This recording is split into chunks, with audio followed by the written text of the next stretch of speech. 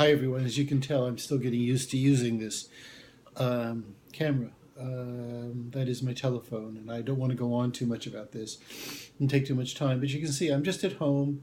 Um, my coat is wrinkled because I've just returned from Connecticut actually, and for my large conference. As you all know, I'm the director of CompLit for the Northeast Modern Language Association, and our conferences are different places every year. We go from relatively small to relatively large. Last year it was in Toronto.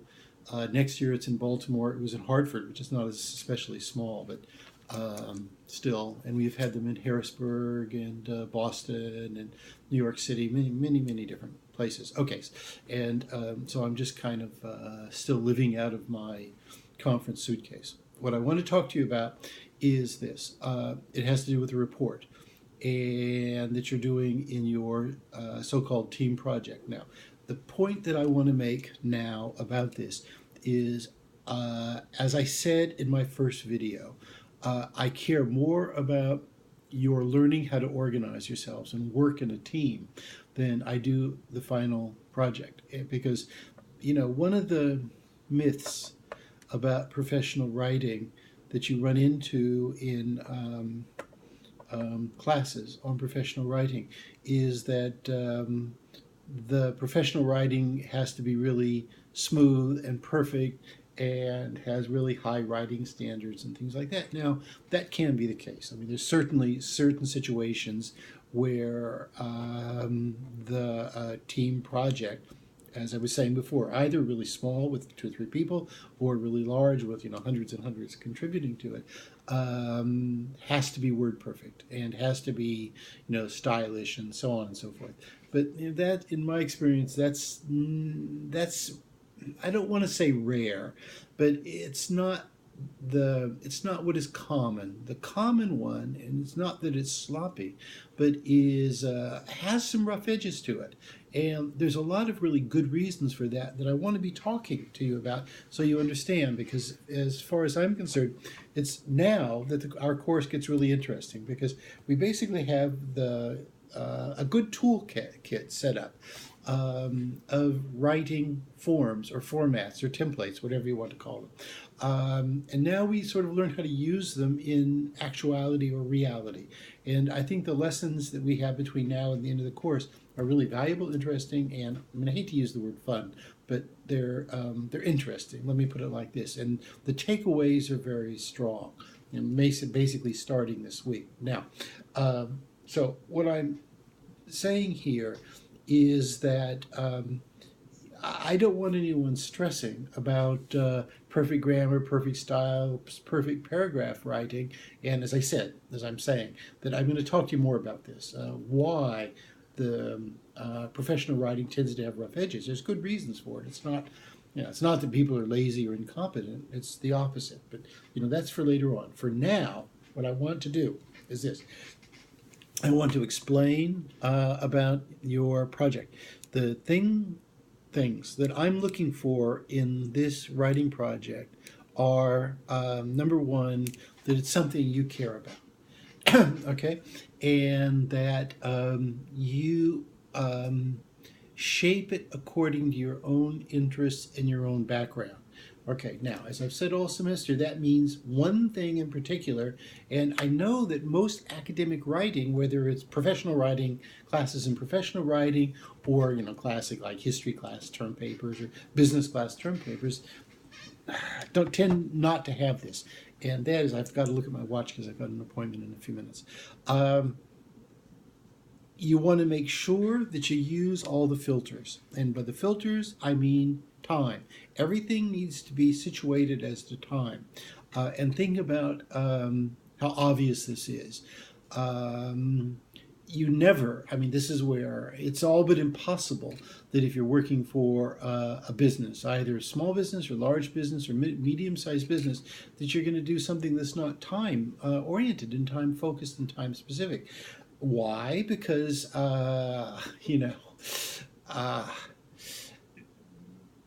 because of the marketplace and because of the nature of business, you're going to be doing things that, let's say, have that you want to start in a week and have run for 6 weeks, or something that's going to start in a year and you're going to run it for, we'll say, 2 years. I mean, so there's a million variables, but the writer of the team project is never going to do a generic paper. It's not going to happen.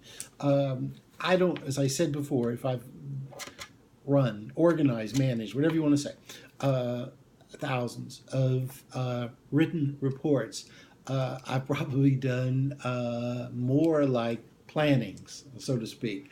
And I never did a generic one. And I never came close to doing. Every once in a while, we'd sort of start with, oh, what is the state of, had to do with education. So what was the state of, using multimedia and online education, just to pop up one. And maybe it starts generic for like an hour. But very rapidly, I mean, you're going to be talking about your own company or your own institution, and in a very tight time frame. Okay, so time you have to have. Now, the other thing is place. And I know in a lot of business classes, you're writing research papers which has no place, okay, which are not specific to a place. Everyone, think of how silly this is, okay? Are you ever, as a professional writer, going to work on a project that is not place specific? And for you, so to speak, it's going to be greater New York of some way or another. For my teams in Maryland, it's always Washington, the Eastern Seaboard. There's always parameters. Now, for yours, I want you to keep them as tight as possible. And specify. I would say that in a contemporary corporate or business work project, you're almost always going to put Google URLs showing exactly where it's going to happen. Okay, so I urge you to do that. Now, there's a question that I always bring up in passing. Sorry to scratch here. That maybe is not so clear, and this is why I want to start using these videos more. And I know it's stupid. I'm sitting here with a tie with India in the background, but I think your hearing my voice is good. But the point that I want to make here has to do with fictionalization. And I tend to use this word, and I explain it, and I have explained it 2 or 3 times, but let me do it again in person, as it were. What I mean by fictionalization is you just make it up, okay?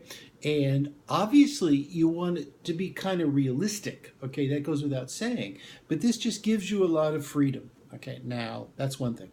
The second thing about fictionalization is I'm basically protecting your privacy. That's really,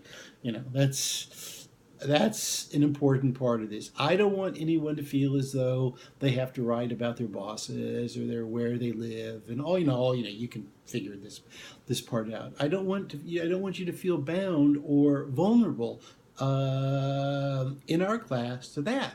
So just to say it simply, you're writing. You're working in Manhattan, and you're working for whatever, a big communications company, and you don't want to tell me that. Just do two or three things. First of all, change the name of the company. It can be a real name, it can be a fake name. However, it doesn't make any difference whatsoever.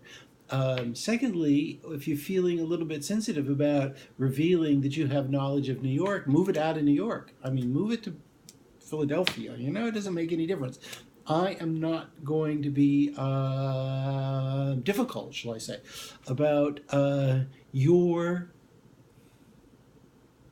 analyzing the realities of wherever it is, Manhattan or Philadelphia or Pittsburgh or, heaven forbid, Washington, D.C. Okay, that's not what I'm looking for. Coherence and clear presentation and creativity and imagination.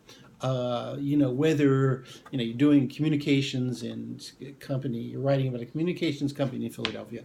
I couldn't care less if it has anything really to do with Philadelphia. I just want to see that it's clear, interesting, intelligent, inspired, and using that form, you would be successful at work. That's what I'm after. Okay, so we've got time and place and who it's about. Often people forget to do this.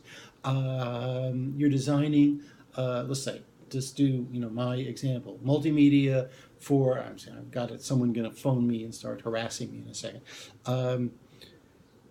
You're writing about the use of multimedia in online classes, we'll say. And you want to make sure that you identify who it's aimed for. Are you talking about Harvard? You're talking about Princeton? You're talking about Montgomery College, which is a community college? Are you talking about a private school, a public school? Are you talking about multimedia for history professors or who? And I'm just completely flexible about who you choose. I mean, I couldn't care less about that. But I do want you to focus it on someone. Now, there's some type of person in any case, and the narrower the better. There's a reason for that. That is, it is impossible to research in a meaningful way something generically. It's just impossible. I mean, you can't do it. It's just guessing, and you're basically, you're dooming yourself to a B- or below because you can't, fit the ideas. You can't fit the research to the ideas unless you establish who you're writing about. Okay, and the fourth thing is theme. Okay, and I think this is one of these. A lot of you are sort of at this transition between second and third year classes, and so you're still sort of thinking in the survey mode. And it's, I think, important for you to move to the next step. That is to be focused on real issues. And part of this is on precise themes. Okay, I'll give you an example. Keeping with the idea of the multimedia and online education for CUNY classes in the School of Professional Studies, to do the narrowing here. You are also going to want to think of the theme, narrow. There's a million themes, and we could sit and brainstorm, and we would come up with literally, 1,000 themes. You want to make sure that you're talking about using multimedia and all that stuff, SPS, New York, SPS. Okay, what themes are you going to do? You don't want to leave that open, but talk about the representation of minorities in the 60s. To give you an example, that's a theme, the representation of minorities, or a focus on disabilities, or focus on especially creative students, something like that. Don't leave things open. Tighten and focus. Okay, that's my little sermon for now. That is, no generics, always focus. And I'll do this again. I know that it's difficult, and it's also a little weird because, I'm expecting this influx into my privacy, which c'est la vie. Okay, let me make sure. I think that's it. I want you to enjoy this. This should be fun. If, here, something's going to happen, say some members of your group are going to get sick and stuff like this. I'll do this in another video because I don't want anyone, frankly, basically, I don't want anyone to worry about anything. I want you to do your best. Some people are going to do a little less. Some people are going to do a little more on this. But frankly, okay, you got to trust me here. If for one reason or another you can't do quite so much, listen, I'm not going to send you to hell and back, okay, number one. That's not the way I teach. That's not the way I function as a professor in the first place. So that's one. Number two, let's just say, whatever, all your teammates get sick. Let me just say it in a nice way. Okay, I will make sure, team leader who did most of the work, or de facto team member who did most of the work, I will give you whatever, we'll figure it, we'll negotiate it. So you get a fair amount of quote unquote credit for what you did. You really don't have to worry about that. My grading is not especially micromanaged or mathematical anyway. I want to give you the best grade possible, the best reasonable grade possible, and I'm not looking to penalize you or torture you. All that is, everyone knows this by now. Okay, I think that's it. I'm still going over 10 minutes. Next time, there will be less blah blah, and I'll finally get my tie right and get a better background and all. But this is, c'est chez moi. Okay, see you. Thank you.